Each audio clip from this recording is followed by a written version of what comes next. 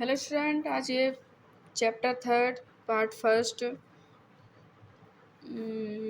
Part हमारा second है। इसका पार्ट फर्स्ट हम बना चुके हैं विथ फॉर्मूले।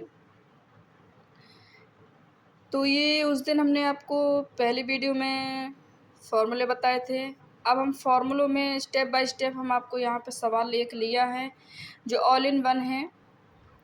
तो हमारा इसमें क्या है, में अगर कोई मैट्रिक्स दी गई है यानी कि कैरेक्टरिस्टिक मैट्रिक्स है ए, उसको हम इसमें चेंज करेंगे ए माइनस लेमडा आई।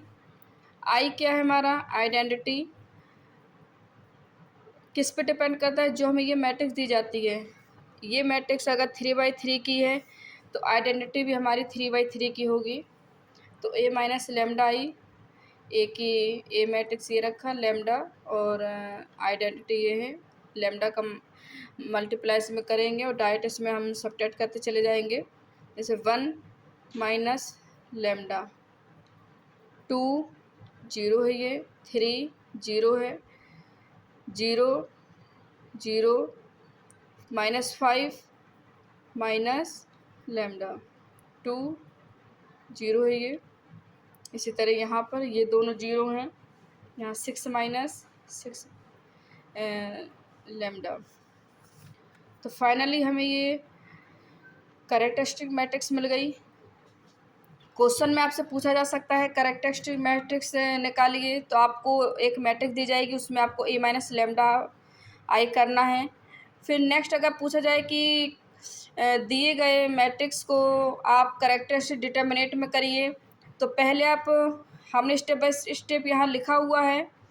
पहले आप उसको कैरेक्टरिस्टिक मैट्रिक्स में चेंज करेंगे, जब ये इसमें चेंज हो जाएगा इस बॉक्स में आएगा तो फिर उसको हम डिटर्मिनेट यानी कि ऐसे लिख देंगे इसमें, तो चेंज हो जाएगा ये। नेक्स्ट आएगा, अगर आपको इसे हम पॉलिनोमियल भी बोलते हैं, बहुपद को।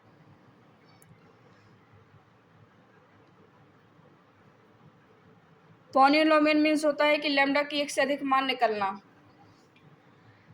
तो जो हमें डिटर्मिनेट दिया होगा ये हम इसको इसमें चेंज करेंगे डिटर्मिनेट में, तो उसके इक्वल्स टू क्या कर देंगे हम 0 कर देंगे, ये हमारा पॉलिनोमियल होगा। और फिर यहाँ पर हम क्या करेंगे, इसको हम सॉल्व भी करेंगे। सॉल्व जैसे हमने यहाँ पे किया है, ये समीकरण बनाने के लिए हमने ये इस तरह से सॉल्व किया है, तो ये हमारा पॉलिनोमियल भी है ये हमारा। अब यहाँ पर कैरेक्टरिस्टिक इक्वेशन दिया है, ये दो टाइप का है। हमने जैसा आपको बताया था कि अगर हमें केले हैमिल्टन थ्योरम पूछी जाएगी और उसमें हमें इक्वेशंस पूछी जाएगी, तो जो ये लैम्डा हैं इनकी जगह हमें ए रखना पड़ेगा। तो ये केले हैमिल्टन थ्योरम से हम अपन चेंज करेंगे, फिर उसके आगे इसको सॉल्व करेंगे। और अगर केले हैमिल्टन थ्योरम से नहीं है तो हम इसको ऐसे ही सॉल्व करते चले जाएंगे। यहाँ पर हम लैम्डा के मान इसी तरह निकाल सकते हैं। ये पार्ट पोर्शन हमारा यहाँ भी आ सकता है, जैसे हमने यहाँ पे पूरा सॉल्व किया। यहाँ लैम्डा बराबर ये दिया है। अब नेक्स्ट क्या है अपना आइगन मान या अभिलाक्षण के मूल, आइगन वैल्यूज और कैरेक्टरिस्टिक रूट्स। आपको इस तरह से लिख के आ सकता है पेपर में, जो हमने हिंदी इंग्लिश दोनों लिखा है, कोई भी टाइप आपको वहाँ पर वो दे सकता है लिख के। आइगन मान क्या होता है, जो यहाँ पर लैम्डा के मान निकलेंगे वही आपके आइगन मान या कैरेक्टरिस्टिक रूट्स कहलाएंगे। अब नेक्स्ट है स्पेक्ट्रम। स्पेक्ट्रम में क्या है, जो हमारे मान निकले हैं वहाँ पर उन मानों को हम कैसे में रख देंगे, एक्स एक्सिस में। एक्स एक्सिस हमारा रो में होता है, जैसा ये लिखा है मूल या रूट्स को रो में लिखते हैं। हमने ये लिख दिया लैम्डा के अगर 3 मान निकले हैं तो हम 3 रखेंगे, 2 निकले हैं तो 2 रखेंगे, 4 निकले हैं तो एक और अपन डी बढ़ा देंगे यहाँ पर। तो ये हमारा स्पेक्ट्रम हो गया।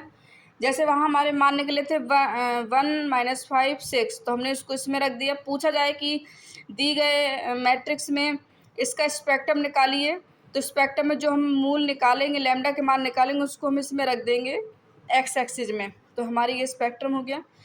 अब आता है मेन अपना ये आइगन सदिश या विलाक्षणिक सदिश, जो कि लास्ट स्टेप है अपना, और इसे समझना भी बहुत ज़रूरी है। आइगन वेक्टर और कैरेक्टरिस्टिक वेक्टर। ये डिपेंड करता है जो हमारे लैम्डा के मान दिए होंगे, लैम्डा के जो मान दिए होंगे हमारे यहाँ पर, सपोज यहाँ पे 3 मान लैम्डा के दिए हैं, तो हमने ये लिखा है। तो x बराबर क्या होता है, x1 x2 x3 होता है। हमें अगर 3 मान दिए यहाँ पर, तो हमारा फॉर्मूला होता है इसका x equals to x1 x2 x3, ये मेन होता है। अब ये x1 x2 कब निकलेगा, कैपिटल x1 x2 जब हमें लैम्डा के मान जितने दिए होंगे। अगर लैम्डा के मान 3 दिए हैं तो हम इसकी जगह इनको 3 पार्ट में चेंज करेंगे। जैसे हमने ये लिखा, लैम्डा 1 के लिए x1 ये है हमारा, और ये इनके वैल्यूज है। सपोज कि हमने इनको निकाला है, हम आपको यहाँ बताएंगे कैसे रखा है। लैम्डा -5 के लिए x2 हो जाएगा, x1 x2 x3। लैम्डा 6 के लिए x3 हो जाएगा, या x1 x2 x3। अब आपने देखा कि मेन फार्मूला ये है, और ये depend x1 x2 x3 depend करेगा लैम्डा के हमारे कितने मान यहाँ पर निकले हैं। चलिए देखते हैं अब आगे। इसमें क्या दिया है कि हमें कोई मैट्रिक्स से कैरेक्टरिस्टिक मैट्रिक्स दी है, और ये x इक्वस टू क्या है, 0 है। हमारी जो पहली इक्वेशन होगी यहाँ पर, ये वाली जे, ये इसमें हमने क्या किया, x1 x2 x3 किया है इक्वस टू 0। क्यों किया, क्योंकि ये 3 रो में जा रहा है अपना। अब यहाँ पर हमने लैम्डा बराबर क्या लिया, 1। चलिए इनको हमने यहाँ समझा दिया। अब इनका हम लेते हैं यहाँ पर, जिसको हमने पूरा फुल तरह से सॉल्व किया है। देखिए a minus lambda I x equals to 0 है अपना। x इक्वस टू क्या है यहाँ पर, x1 x2 x3। क्यों, क्योंकि लैम्डा के मान हमारे 3 हैं। लैम्डा के मान कितने हैं अपने, 3, 1 -5 और 6, इसलिए x1 x2 x3 है, ये लिख दिया। अब लैम्डा बराबर 1 लेते हैं। लैम्डा बराबर 1, तो लैम्डा 1 का मान हम किस में रखेंगे, जो हमारी ये वाली मैट्रिक्स निकली थी, इसको हमने सबसे पहले निकाला था कैरेक्टरिस्टिक्स मैट्रिक्स में। तो लैम्डा का मान यहाँ रखेंगे तो हमें ये मिलेगा, 1 रखा, 1 आया क्योंकि, तो फाइनल मैट्रिक्स क्या मिली हमें, ये मिली। अब इनका क्या करेंगे, हम मल्टीप्लाई कर देंगे x1 का, जैसा हमने ये किया। x1 का मल्टीप्लाई इसमें किया, x2 का इसमें किया, x3 का इसमें किया, इक्वस टू 0। सिमिलरली ये रो 1 है, ये रो 2 है, ये रो 3 है। तो हम यहाँ पर और लिखे दे रहे हैं। पहले रो 1 में x1 x2 और x3 रहेगा इक्वस टू 0। इसी तरह रो 2 में x1 x2 x3 रहेगा, ये दिया है। इसी तरह रो 3 में x1 0 हो जाएगा, x2 0 हो जाएगा, x3 क्या आएगा, 5 इक्वस टू 0। तो फाइनली अपन को 3 इक्वेशंस मिल गई यहाँ पर। अब यहाँ पर देखिए 5x3 इक्वस टू 0, यानी कि x3 बराबर क्या है अपना, 0 है। हमें x3 का मान मिल गया। अब x3 का मान हमने समीकरण फर्स्ट में रखा, तो x1 का मान भी हमें क्या हुआ, 0 मिला। अब ये दोनों 0 हैं, तो x1 इक्वस टू क्या मान लिया हमने, k1, और k1 does not equals to 0। अब लैम्डा 1 बराबर हमें आइगन वेक्टर क्या मिले, हमने x1 रखा, x1 x2 x3।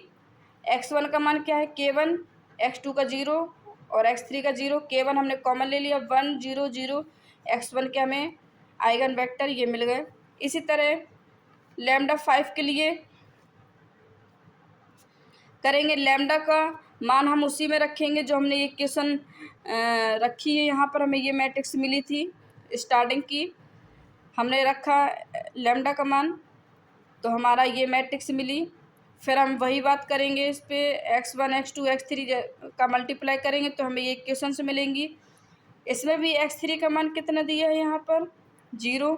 अब x3 का मान हमने 0 दिया है, तो x3 का मान हम समीकरण फर्स्ट में रखेंगे तो हमें इक्वेशन ये मिलेगी। अब एक्स 6x1 इक्वस टू हमने -2x2 रखा। तो हमने फिर क्या किया, क्रॉस मल्टीप्लाई कर दिया, इसके एलिमेंट्स को हमने इसके नीचे पहुंचा दिया, इसके एलिमेंट्स को हमने इसके नीचे पहुंचा दिया। तो हमें क्या मिला, x1 इक्वस टू -1 और x2 इक्वस टू 3। ये देखिए, ये जो साइन है ये साइन सहित पूरा यहाँ पर नीचे आएगा। तो x1 इक्वस टू -1 मिला, x2 इक्वस टू 3 और x3 इक्वस टू हमें क्या मिला, 0। तो हमने यहाँ पर रख दिया x2, इसको क्या नाम दिया, x2, x1, x2, x3। x1 कितना है, -k2 ये दिया है,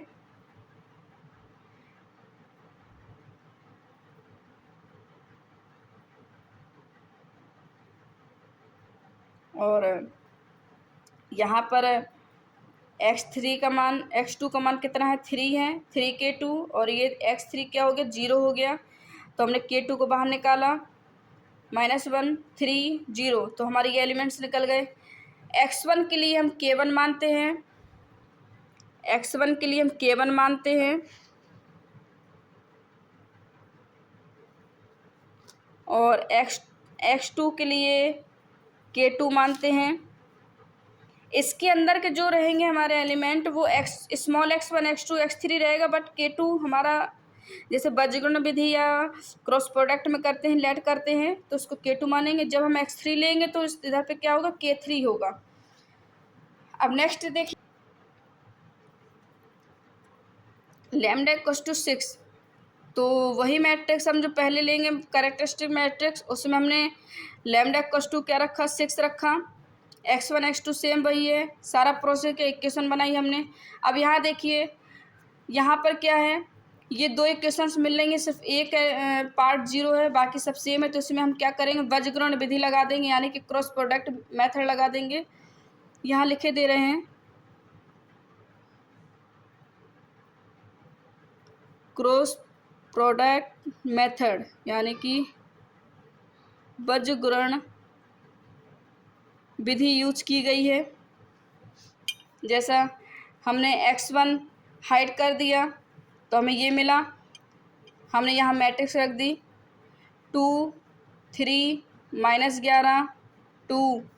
अब यहाँ पे ये बीच में माइनस होता है, तो x2 हमने रखा -x2, ये मैट्रिक्स रख दी -5 0 3 2। इसी तरह x3 करा हमने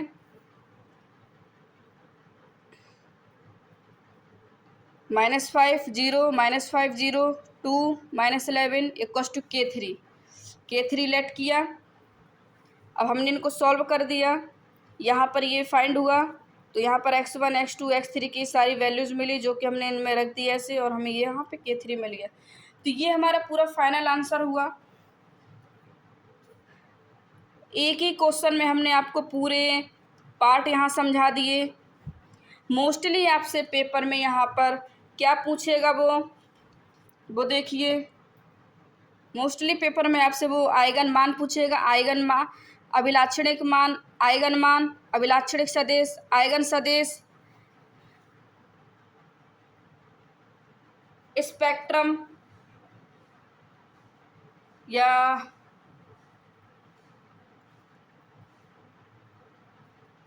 इस तरह से पूछेगा। ये आपका लॉन्ग में आएगा, और जो एक एक पार्ट करके पूछेगा, जैसे दी गई मैट्रिक्स की अभिलाक्षणिक सारणिक निकाली, यानी कि कैरेक्टरिस्टिक डिटर्मिनेंट निकालिए, तो आपको वो 2 नंबर का पूछेगा या फिर 1 नंबर का पूछेगा।